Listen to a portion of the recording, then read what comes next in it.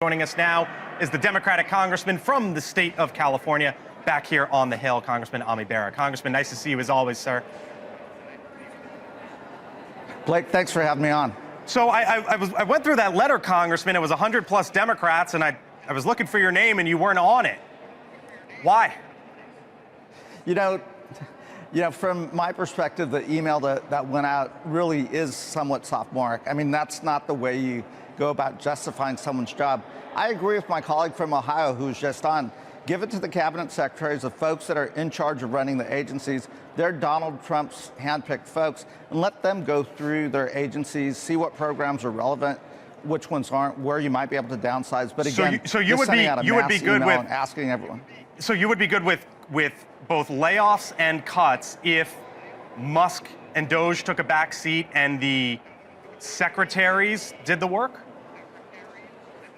Well, what I would do is I hope the secretaries work with us in Congress. As Congressman Davidson said, you've got to pass legislation, you've got to codify legislation. So again, I'm not here arguing that there isn't some waste, that there aren't inefficient programs, but work with us. And again, if Elon Musk identifies stuff, he's obviously a technology wizard, modernize government, make it work better and more efficiently for the American people. But again, on the layoffs, the human resources side, that's best left to the agencies. Okay. You are a member of the House Foreign Affairs Committee. There was I thought, a fascinating press conference today at the White House. Emmanuel Macron, President Trump. And Macron, Congressman, for all the conversation in the last week of what is the president saying about Russia and Putin, and why is he saying it? Why is he saying what he is about Vladimir Zelensky? Emmanuel Macron today was fairly complimentary, but he was fairly complimentary of what the president was doing on this possible security for rare earths deal. I want you to listen to the French leader, and then I'll get your reaction on the other side.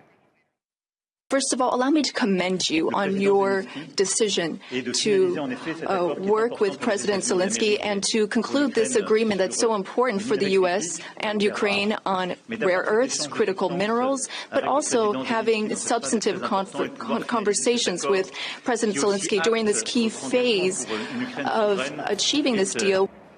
I mean, that's a different narrative than I've heard in a lot of corners, Congressman.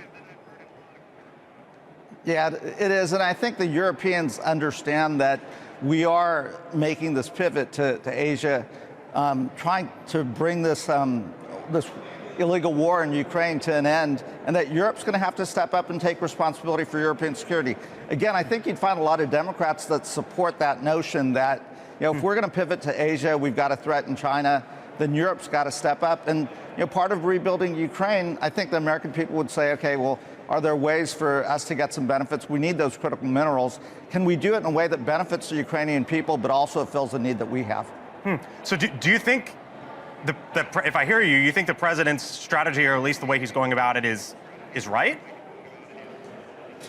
Well, I wouldn't present it the way Donald Trump's talked about it, but look, this is a war. It's the third year right now. It was an illegal invasion by Putin. I don't trust Vladimir Putin, but right now it's at a stalemate, and maybe Russia even is winning a little bit here. So can we bring this to a conclusion in a way that guarantees Ukrainian security, but also, they probably will have to, have some occupied territories here.